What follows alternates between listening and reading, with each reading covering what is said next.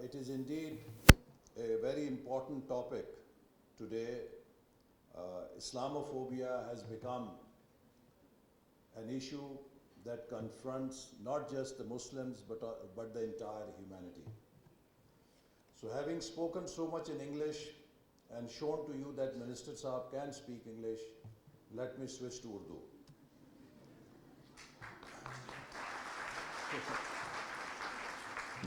آج بلا شبہ مسلمانوں کو اسلاموفوبیا کی صورت میں ایک تعصب کا، بگٹری کا سامنا ہے، اور دنیا میں آج جب ہم یہ محسوس کرتے ہیں کہ یورپ اور امریکہ جو تعلیم میں، تمدن میں، معاشرت میں آج کی ترقی یافتہ دنیا کہلاتے ہیں، تو انسان یہ سوچنے پہ مجبور ہوتا ہے کہ اگر اس رویے کا، نفرت کے رویے کا تعلق جہالت سے ہے، اس کا تعلق پسماندگی سے ہے، تو پھر یورپ اور امریکہ جیسے ممالک کے اندر، یا نیوزی لینڈ جیسے ملک کے اندر، یا کینیڈا جیسے ملک کے اندر اس طرح کے مسلمانوں کے خلاف رجحانات کی کیا وجہ ہے؟ پھر تو وہاں پر بہت زیادہ ٹالرنس ہونی چاہیے، وہاں پہ بہت زیادہ برداشت ہونی چاہیے۔ آج سے کئی سال پہلے مجھے ایک سیمینار میں شرکت کا موقع ملا جو 9/11 کے بعد فرانس میں منعقد ہوئی، جس میں مختلف ممالک کے مندوب تھے، اور وہ یہ جاننے کی کوشش کر رہے تھے کہ انتہا پسندی کی جڑ کیا ہے اور انتہا پسندی کا رویہ کیسے پیدا ہوتا ہے۔ تو وہاں پر ہر کسی نے اپنے تجربے کی روشنی میں اس کی ایکسپلینیشن دی۔ کسی نے کہا تعلیم کی کمی، کسی نے کہا بے روزگاری، کسی نے کہا ناانصافی، کسی نے کہا معاشرتی پسماندگی۔ تو وہاں پر ایک آکسفورڈ یونیورسٹی کے بڑے بزرگ پروفیسر تھے جو جرمنی سے ان کا تعلق تھا، لیکن انہوں نے جرمنی میں جو ہٹلر کے ہاتھوں یہودیوں کی نسل کشی ہوئی تھی اس کا مشاہدہ بھی کیا تھا، اور ان کے کافی خاندان کے لوگ اس کا نشانہ بھی بنے۔ تو وہ کہنے لگے کہ آپ سب جو باتیں کر رہے ہیں مجھے جزوی طور پہ ان سب سے اتفاق ہے، لیکن میرے نزدیک اصل وجہ یہ نہیں ہے، کیونکہ جب جرمن قوم نے ہٹلر کے ہاتھوں ایک سحر میں مبتلا ہو کے، اس کی شخصی جو ایک کلٹ تھا اس کے اندر مبتلا ہو کے یہودی قوم کے خلاف ایک بہت ہی ظالمانہ اقدامات اٹھائے، تو اس وقت جرمن قوم جاہل تو نہیں تھی، وہ تو یورپ کی سب سے پڑھی لکھی قوم تھی اور یورپ کی ترقی یافتہ قوموں میں شامل ہوتی تھی، لیکن ان کی آنکھوں میں ایسا خون اتر آیا تھا کہ جس نے ان کی تعلیم، ان کے تمدن، ان سب چیزوں کو پس پش ڈال دیا۔ اور آج اگر آپ کسی جرمن سے اس دور کا ذکر کریں تو وہ شرماتا ہے، وہ کہتا ہے کہ بالکل بالکل یہ بات نہ کریں، ہم بہت شرمسار ہیں۔ اور وہ سب کچھ جو ہو رہا تھا وہ کسی جبر کے تحت نہیں ہو رہا تھا۔ جرمنی میں ایک لیڈر تھا جس کا نام ہٹلر تھا، اس نے بڑی جرمن قوم میں عصبیت پیدا کی، یہودیوں کے خلاف نفرت پیدا کی، وہ بہت چرب زبان مقرر تھا، بڑے بڑے مجمعوں میں لوگوں کو جا کے گرماتا تھا، اور اس نے اس کیفیت کو اس حد تک لے گیا کہ جرمن قوم وہ کچھ کر گزری کہ جس کے نتیجے میں وہ بھی تباہ ہوئی، آدھی دنیا بھی تباہ ہوئی، اور آخر میں وہ ہٹلر جو ہے ایک بنکر کے اندر اس نے اپنے ہاتھوں خودکشی کی، اپنی باڈی کو جلوا کے خاک میں ملا دیا تاکہ اس کا ٹریس بھی نہ ملے۔ لیکن آج تک وہ تباہی جو دوسری جنگ عظیم میں اس نے کی وہ بھگت رہا ہے۔ تو اس نے کہا کہ یہ سب کچھ، اس کے پیچھے مرکزی چیز کیا تھی، اور وہ جو انہوں نے ڈائگنوسس یا جو ایک تشریح کی میں سمجھتا ہوں کہ وہ بڑی ایکوریٹ تھی.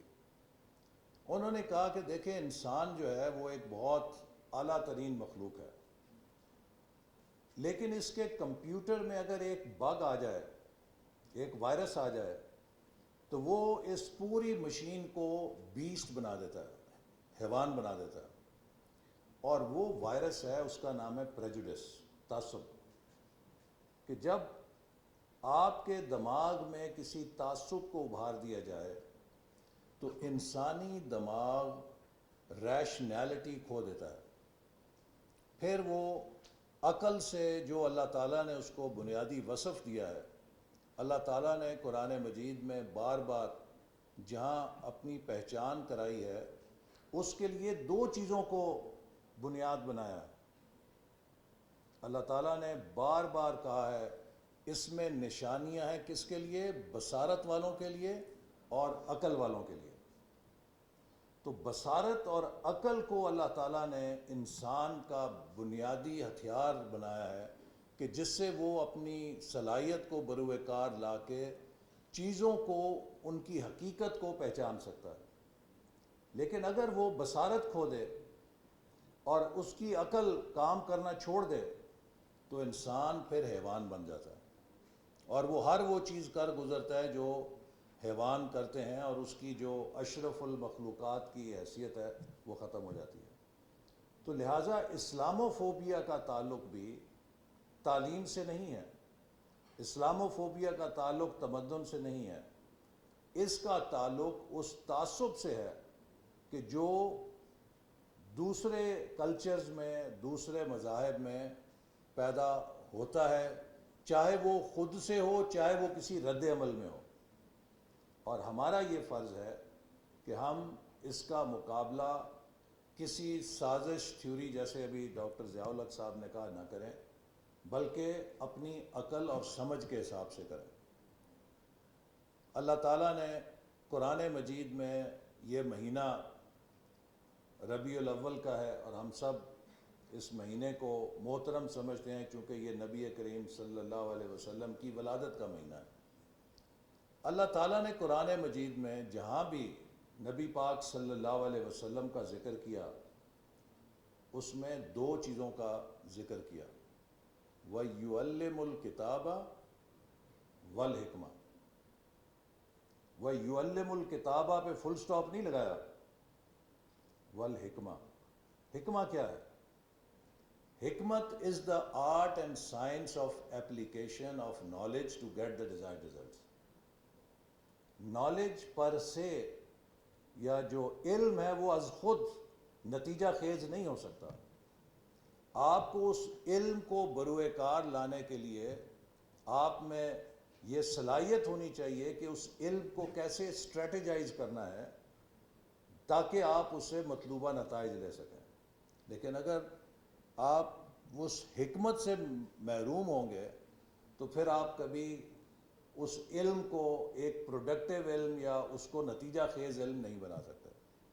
سو نبی پاک صلی اللہ علیہ وسلم کی سیرت میں جہاں قرآن مجید سے ہمیں تھیوری ملتی ہے کہ ہمارے زندگی کے لیے، ہماری معاشرت کے لیے کیا تھیوری ہے، اس کی جو حکمت ہے وہ اپلیکیشن ہے کہ آپ نے کس طریقے سے اس تھیوری کو اپلائی کیا، کس طریقے سے انہوں نے اپنی زندگی کو ایک نمونہ بنایا، اپنی زندگی میں نافذ کر کے، اور ہمارے لیے سبق چھوڑا کہ ہم پرسنل لائفز کیسے کنسٹرکٹ کریں.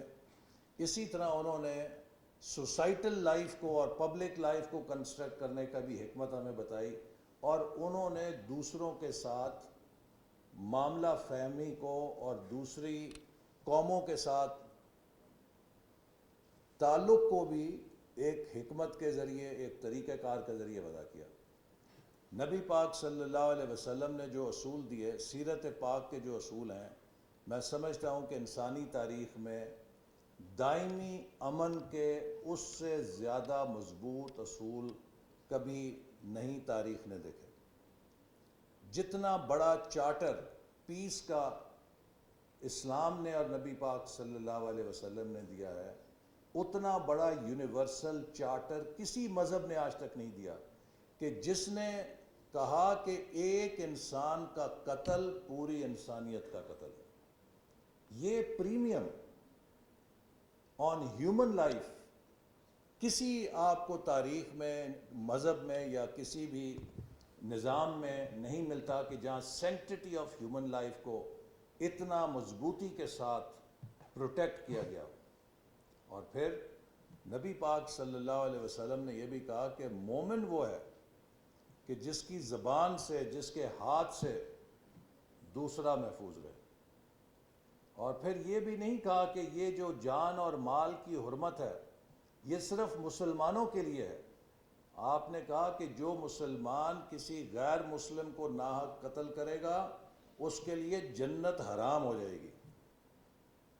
تو وہ جو پراپرٹی، لائف کی ڈگنیٹی ہے، وہ یونیورسل ویلیو ہے جو اسلام دیتا ہے اور ہمیں سکھاتا ہے کہ ہم نے صرف اپنی یا اپنوں کی جان اور مال کی تحفظ نہیں کرنا، بلکہ ہم نے یہ سب انسانوں کے لیے اس اصول کو محترم رکھنا ہے. تو یہ وہ بنیادی وصف ہے کہ جس کے ساتھ ہم آج دنیا میں امن لے کر آ سکتے ہیں. اور نبی پاک صلی اللہ علیہ وسلم کی سیرت سے آپ نے اس کے کئی مظاہر دیکھے کہ وہ لوگ جو آپ سے نفرت کرتے تھے آپ نے کبھی ان کے ساتھ نفرت نہیں کی.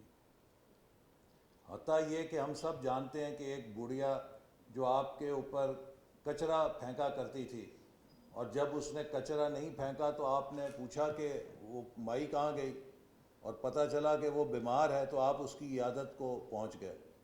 اور آپ کا یہ حسن خلق تھا کہ جس نے اس کو بھی اپنا عقیدہ بدلنے پہ مجبور کر دیا. اور یہی وہ حکمت ہے کہ جس کو ایک کوٹیشن ہے امریکہ کے صدر نکسن کی کہ others may hate you but those who hate you do not win unless you hate them and then you destroy yourself. تو یہ وہی نبی پاک صلی اللہ علیہ وسلم کی سیرت کا پیغام ہے کہ جو کسی ایک انداز میں کہا کہ دوسرے آپ سے نفرت کر سکتے ہیں لیکن جو آپ سے نفرت کرتے ہیں وہ اس وقت تک کامیاب نہیں ہوتے جب تک آپ بھی ان سے نفرت نہ شروع کر دیں.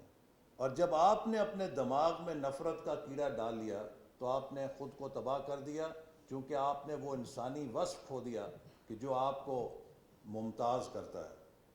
کیونکہ جب آپ نے اپنے دماغ میں تعصب اور نفرت ڈال دی تو آپ نے دنیا کو صاف آنکھوں سے دیکھنے کی صلاحیت کھو دی. آپ کو ہر چیز پیلی نظر آئے گی. اگر آپ کا اینک کا چشمہ پیلا ہے، اگر آپ نے اس پہ پیلے تعصب کا رنگ ڈال دیا ہے، اب آپ کو ساری دنیا پیلی نظر آئے گی. اگر آپ اس میں تعصب ڈال دیں نیلے رنگ کا تو ہر چیز نیلی نظر آئے گی. اور اگر کوئی آپ کو یہ پڑھا دے کہ میرے علاوہ ہر کوئی چور ڈاکو ہے تو آپ کو ہر کوئی چور ڈاکو نظر آئے گا اپنے علاوہ. تو یہ وہ تعصب ہے، یہ وہ تعصب ہے جو کسی معاشرے کی تباہی کی جڑ ہوتا ہے. کہ جب ہم اپنے اختلاف کو باعث نفرت بنا دیتے ہیں تو ہم ایک دوسرے سے ریلیٹ کرنے کی صلاحیت کھو دیتے ہیں. آج اسلامو فوبیا پہ ہم بحث کر رہے ہیں تو اس کا ایک عملی نمونہ آپ ہمارے اپنے معاشروں میں دیکھ رہے ہیں کہ ہم غیر مسلموں سے مسلمانوں کی نفرت کا کیا گلہ کریں کہ جب آج مسلمان سے نفرت کرنے لگ جائیں.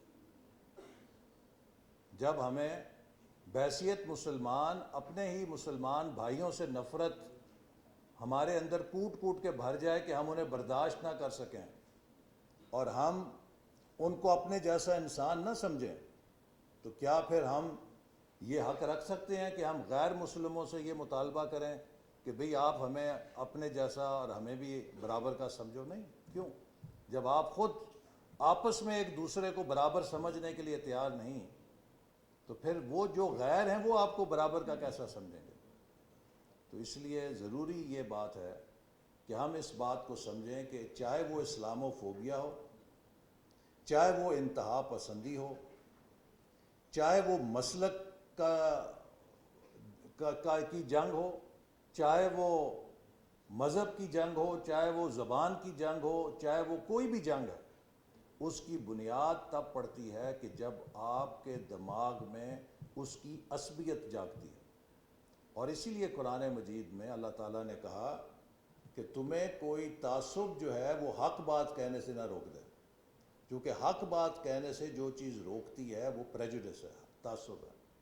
تو اسی لیے آپ نوجوان ہیں اور آپ نے ابھی زندگی گزارنی ہے. You have a life before you. What values you will inculcate in your mind, آپ کیا رجحانات اور کیا اقدار اپنے کمپیوٹر کے اندر سافٹ ویئر کی صورت میں ڈالیں گے، آپ کا جو دماغ ہے وہ اسی سافٹ ویئر کے تابع ہو کے کام کرے گا. اور ہم یہ دیکھتے ہیں کہ اللہ تعالیٰ نے اور نبی پاک صلی اللہ علیہ وسلم نے ہمیں یہ بتایا کہ نفرت نہیں کرنی اور دوسروں کا احترام کرنا ہے. آج ہم اگر ایک پاکستانی قوم ہیں تو اس کا یہ مطلب نہیں ہے کہ ہمیں پاکستانی قوم ہونے کے لیے we have to be same. You don't have to be same in order to be equal. You can be different yet you can be equal. یہ وہ بنیادی سبق ہے، اگر اس کو ہم نہیں سیکھیں گے تو ہم منتشر رہیں گے. ہم میں کبھی پازیٹیو سینرجی پیدا نہیں ہوگی، ہم ایک دوسرے سے کولیبریٹ نہیں کر سکیں گے. دنیا میں وہی تنظیم، وہی آرگنائزیشن، وہی قوم کامیاب ہوتی ہے جو ایک دوسرے کے ساتھ کولیبریٹ کر کے کلیکٹیو کمپٹنس پیدا کرتی ہے. آج we are a great nation as far as individuals are concerned. دیکھیے پاکستانی جو ہے پوری دنیا تسلیم کرتی ہے کہ ہمارے جیسا ڈاکٹر کسی کے پاس نہیں، ہمارے جیسا انجینئر کسی کے پاس نہیں، ہمارے جیسا آئی ٹی اسپیشلسٹ کسی کے پاس نہیں، ہمارے جیسا بینکر کسی کے پاس نہیں. تو وائی از اٹ کہ وی آر لیگنگ بیہائنڈ؟ ایک آرگنائزیشن جو ہے اگر اس کے اندر بہترین آپ صلاحیت کے لوگ جمع کر لیں، وہ اس وقت تک کامیاب نہیں ہو سکتے as long as that organisation does not learn the art and science of transforming individual excellence into collective competence. جب تک آپ کی انفرادی صلاحیت جو ہے وہ ایک اجتماعی کارکردگی میں تبدیل نہیں ہو سکتی، آپ کچھ بھی نہیں کر سکتے بحیثیت گروہ. بحیثیت گروہ آپ کی کارکردگی کا انحصار آپ کے لوگوں کے آپس میں ملنے، کولیبریٹ کرنے کی صلاحیت کے اوپر ہے. لہٰذا کوئی ایسی چیز جو کسی گروہ کو، جو کسی آرگنائزیشن کو، جو کسی معاشرے کو تقسیم کرتی ہے وہ پروگریسو نہیں ہے، وہ ریگریسو ہے. وہ اس معاشرے کی تنزلی کا باعث تو بن سکتی ہے، کبھی اس معاشرے کی ترقی کا ذریعہ نہیں بن سکتی.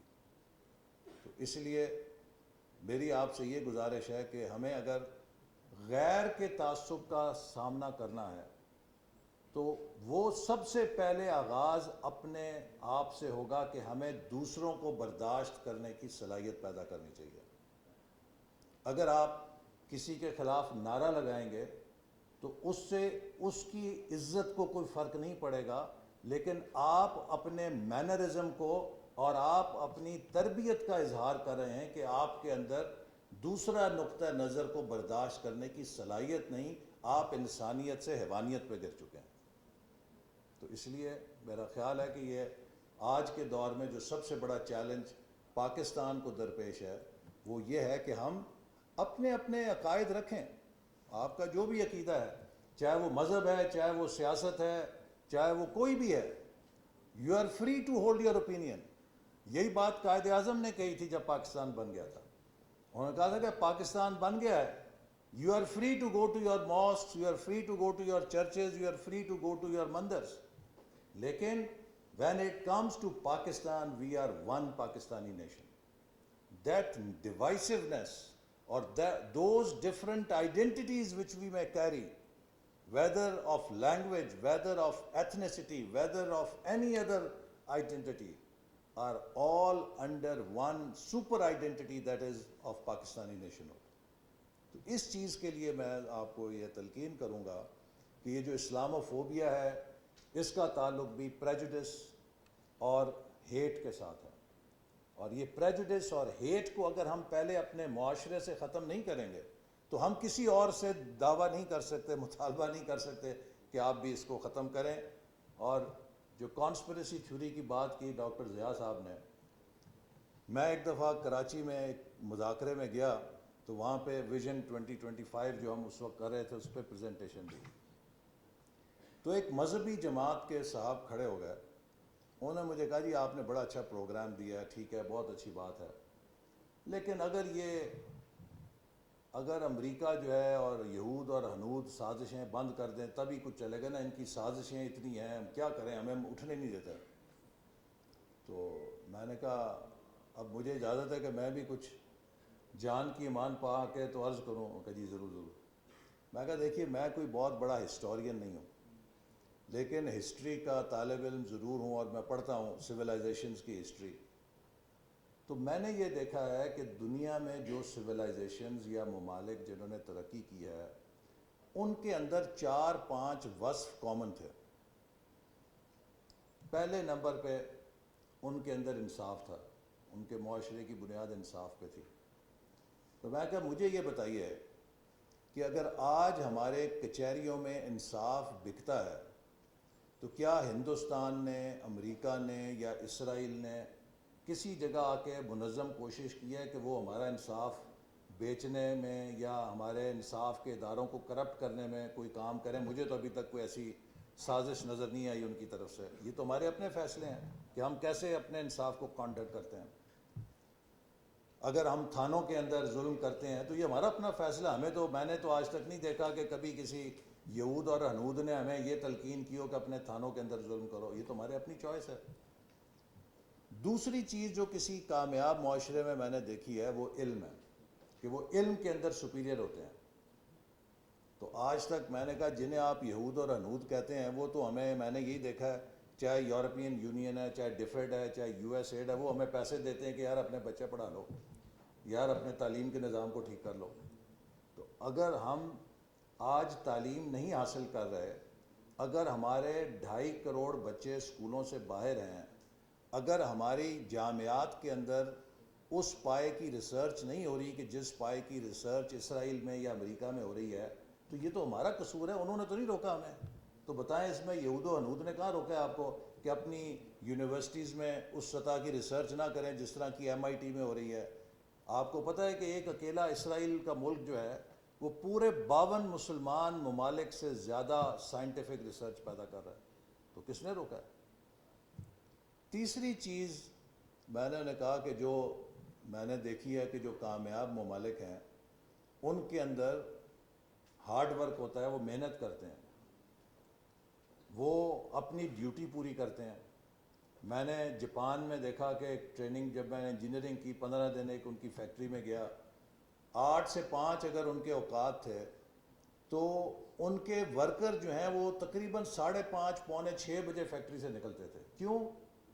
کہ 5 بجے وقت ختم ہونے کا مطلب یہ ہے کہ جو وہ کام کر رہے ہیں انہوں نے 5 بجے اگر ختم کرنا ہے تو اس کو اپنے منطقی انجام تک پہنچانے میں 2-4 منٹ اور لگ جائیں گے، 5 منٹ لگ جائیں گے. اس کے بعد انہوں نے اپنی جگہ صاف کرنی ہے اور اس کے بعد انہوں نے اپنے کپڑے بدلنے ہیں اور پھر کو آدھے گھنٹے بعد وہ فیکٹری چھوڑ کے جا رہے ہیں. تو میں یہ دیکھتا تھا. تو میں اس وقت ایک پاکستانی فیکٹری میں کام کرتا تھا جس کی طرف سے، اور وہ پاکستان کی لیڈنگ فیکٹری تھی، بڑی ٹاپ فیکٹری تھی انجینئر کے طور پہ. تو میں نے کہا وہاں تو میں نے یہ دیکھا تھا کہ 5 بجے ہماری چھٹی ہوتی تھی تو آپ 4 بجے کے بعد کسی کو کام نہیں کہہ سکتے تھے. ہر مزدور کہا سر جی ان چھٹی کا ٹائم ہو گیا. تو تقریباً اللہ کی مہربانی سے 4:45 بجے فیکٹری خالی ہوتی تھی. تو میں کہا اب یہ ان کی جو یونین تھی وہ اپنی یونین کی میٹنگ جو ہے آفس آورز کے بعد کرتی تھی. وہ کہتی تھی کہ یہ ان ایتھیکل پریکٹس ہے کہ ہم اپنا کام جو ہے وہ نہیں ختم کر سکتے، اور یونین کی اگر ہم نے میٹنگ کرنی ہے تو ہم اسے فیکٹری آورز کے بعد میں کریں گے، but during working hours we'll work. ہمارے ہاں جو یونین تھی، اگر آپ یونین کے عہدیدار ہو جاتے ہیں تو آپ کام سے چھٹی، آپ وہی میں یونین والا جی، آپ کو کام ہی نہیں کر سکتے. تو کیا یہ محنت اگر ہم نہیں کرتے، اگر ہمارے دفتروں میں لوگ 11 بجے آ کے 1 بجے چھٹی کر جاتے ہیں، تو کیا یہ یہود اور انود نے ہمیں پڑھایا یا یہ ہماری اپنی چوائس ہے؟ کہتے جی اپنی چوائس ہے. چوتھی بات میں نے کہی کہ دیکھیے جو قومیں کامیاب ہوئی ہیں ان کے اندر میں نے دیکھا ہے کہ ایک اسٹرانگ ایتھکس کی ویلیو ہوتی ہے. وہ سچ بولتے ہیں، وہ ناپ تول پورا کرتے ہیں. تو مجھے یہ بتائیں کہ آپ اتنے بڑے پورے کراچی شہر کے اندر مجھے کوئی ایک دکان کا نام لے کے بتا سکتے ہیں کہ جی فلاں دکان پہ چلے جائیں آپ کو دودھ کا گلاس پورا خالص ملے گا؟ تو میں نے کہا آپ بتائیں کس یہود اور انود نے ہمیں کہا ہے کہ ملاوٹ کرو، یہ ناپ تول کی ڈنڈی کرو؟ تو گزارش یہ ہے کہ دیکھیں دنیا میں ہر ملک اپنے مفاد میں کام کرتا ہے.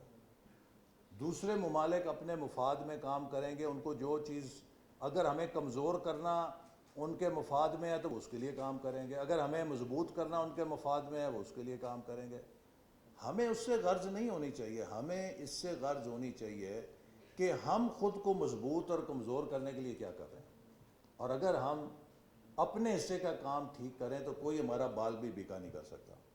لیکن جب ہم یہ کانسپریسی تھیوریز پال لیتے ہیں تو پھر اپنی انٹروسپیکشن اور اپنی اصلاح کی صلاحیت کھو دیتے ہیں، اپنی ہر کمزوری کو ہم کسی اور کے پلڑے میں ڈال دیتے ہیں کہ نہیں جی ہم تو اچھے بھلے ہیں، یہ بس اسی کی وجہ سے وہی نہیں ہمیں چلنے دینا چاہ رہے ہوتے.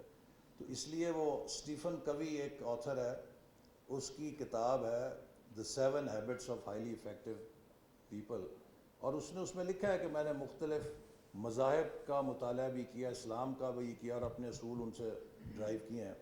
تو اس کا پہلا اصول ہی یہ ہے کہ جو کامیاب لوگ ہیں، کامیاب لوگ ہی کامیاب معاشرہ بناتے ہیں.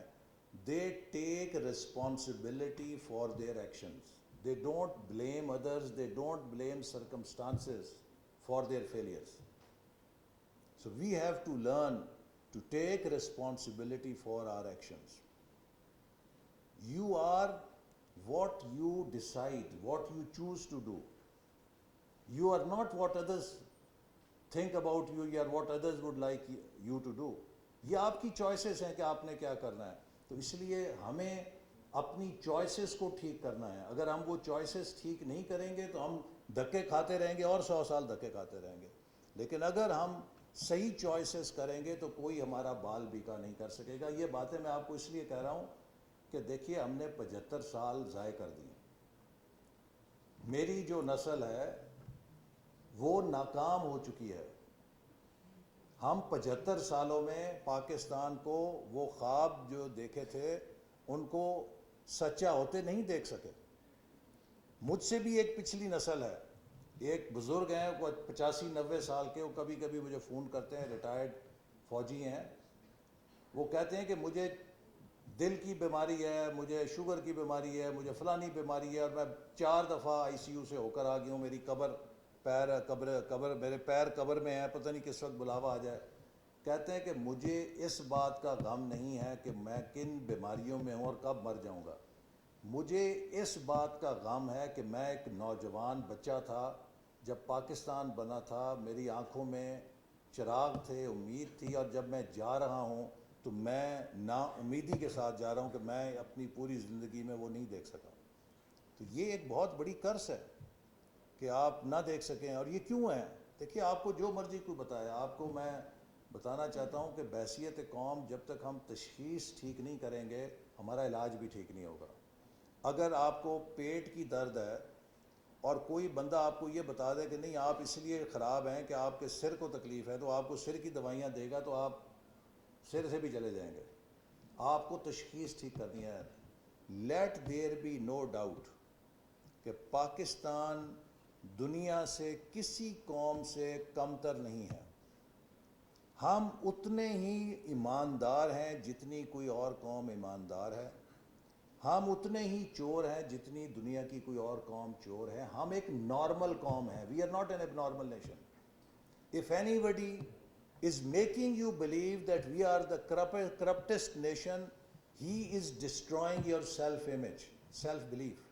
اور اگر کسی نے سائیکالوجی پڑھی ہو تو وہ آپ کو بتائیں گے کہ جو ڈپریشن ہے وہ کہاں سے پیدا ہوتا ہے؟ جب آپ کسی کی سیلف اسٹیم کو تباہ کر دیں، سیلف بلیف کو نیچے لوور کر دیں. جو ڈپریشن کے مریض ہیں ان کی سیلف اسٹیم لو ہوتی ہے. اور اگر آپ کو کوئی 24 گھنٹے یہ بتائے کہ ہم دنیا کی سب سے زیادہ بڑی چور قوم ہیں، ہم غلام قوم، آپ مجھے بتائیں ایک ملک جس کے پاس ایٹمی طاقت ہے، جو ایٹم بم کا مالک ہے، کیا وہ غلام ہو سکتا ہے؟ کسی کی جرت نہیں ہے اس کی طرف میلی نگاہ اٹھا کے دیکھو.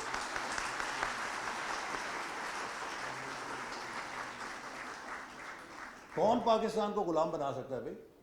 لیکن آپ جب ایک پروپیگنڈا انجیکٹ کریں گے تو کیا ہوگا؟ قوم کی سیلف اسٹیم لو ہوگی، اور جب سیلف اسٹیم لو ہوتی ہے تو آپ ڈپریشن کے مریض ہو جاتے ہیں، آپ اپنا اعتماد چھوڑ دیتے ہیں. تو لہٰذا وی ہیو ٹو ریئلائز کہ وی آر نو لیس دین ادرس. اللہ تعالیٰ نے ہمیں تمام صلاحیتیں دی ہیں، and we have to do the right things. ہمیں ایک دوسرے کو برداشت کرنا ہے. آپ سب بالغ ہیں، you are all voters. May be some of you sitting here will have your political affiliation with PMLN, someone with PPP, someone with PTI, someone with JUI, someone with Jamaat Islami, whatever. That is your right. But never forget that we are all equal Pakistanis. And this difference of political opinion is like آپ نے اسلام آباد سے لاہور جانا ہے، ایک آپ کو کوئی کہہ سکتا ہے کہ نہیں یار موٹر وے سے چلتے ہیں بڑے تیز پہنچ جائیں گے، دوسرا کہا کہ نہیں یار وہ موٹر وے چھوڑو، جی ٹی روڈ سے چلتے ہیں، پیٹرول کم لگے گا، چلو آدھا گھنٹہ زیادہ صحیح لیکن پیسے بچ جائیں گے تو جی ٹی روڈ سے چلتے ہیں. تیسری کہے گا نہیں یار چھوڑو یہ کیا ڈرائیونگ کرنی ہے، شام کو 6 بجے ریل کار چلتی ہے، ریل سے چلے جاتے ہیں لاہور، آرام سے گپ شپ مارتے پہنچ جائیں گے. اب تینوں نے پہنچنا لاہور ہے، ایک کہتا ہے موٹر وے سے چلیں، ایک کہتا ہے جی ٹی روڈ سے چلیں، ایک کہتا ہے ریل سے جائیں. اب اگر جو ریل پہ جانے والا ہے وہ یہ کہے کہ لاہور جانے کا ایک ہی راستہ ہے ریل سے جانے کا، باقی جو موٹر وے اور جی ٹی روڈ سے جائے گا وہ کافر ہے، وہ غدار ہے، وہ چور ہے، وہ ڈاکو ہے، تو بات تو نہیں بنے گی نا بھئی. ہر کسی کا ایک اپنا چوائس choice, everyone is free to make choice. As long as we are all going to Lahore everyone is زندہ باد. تو کوئی اس میں مسئلہ نہیں ہے. تو یہ اپنی اپنی چوائسیز ہیں، لیکن اس چوائس کو ہمیں ایک دوسرے سے نفرت کرنے کا ذریعہ نہیں بنانا چاہیے. This is my message to you, because you are the future of Pakistan. You have to make the future face of Pakistan. اگر آپ پولرائزڈ ہوں گے، اگر آپ ایک دوسرے سے نفرت کریں گے تو یہ نفرت کے بیج ہمیں اتنے انتشار میں دھکیل دیں گے کہ ہم کہیں نہیں پہنچ سکیں گے. لیکن اگر آپ ایک دوسرے کو سمجھنے کی کوشش کریں گے، مکالمے کے ذریعے اختلاف کو ختم کرنے کی صلاحیت پیدا کر لیں گے، تو آپ اپنے ملک میں بھی امن لائیں گے. اور جو اسلامو فوبیا کرتے ہیں ان کے ساتھ بھی ہم ایک اچھا مکالمہ کر کے ان بتوں کو توڑ سکتے ہیں جو انہوں نے نفرت اور تعصب کے اپنے دماغوں میں سجائے ہیں. پاکستان زندہ باد.